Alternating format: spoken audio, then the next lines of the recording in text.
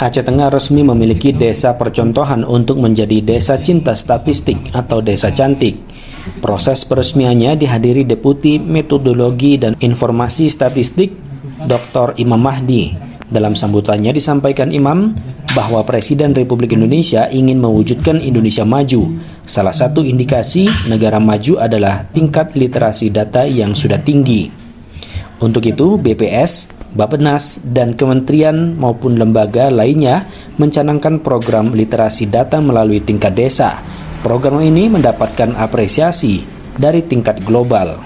Dan ternyata program yang kita lakukan saat ini itu adalah program yang unik yang belum dilakukan di negara-negara lain di dunia ini. Maka dari itu, Deputi Metodologi dan Informasi Statistik Imam Mahdi berharap program literasi data melalui tingkat desa yang ada di Aceh Tengah dan telah diluncurkan dengan nama Desa Wisata Cinta Statistik Dewi Cantik dan Sosial Ekonomi Aceh Tengah Soleha dapat berjalan atau direalisasikan dengan baik. Diakui Imam Mahdi, program ini tidak dapat dijalankan hanya dari BPS saja.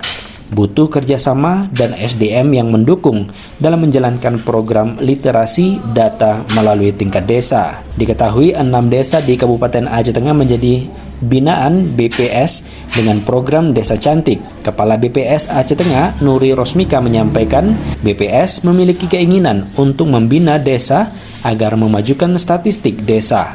Dengan demikian, perencanaan desa berbasis data statistik dan membantu perencanaan pembangunan daerah melalui desa. Satiran, RRI Takengon melaporkan.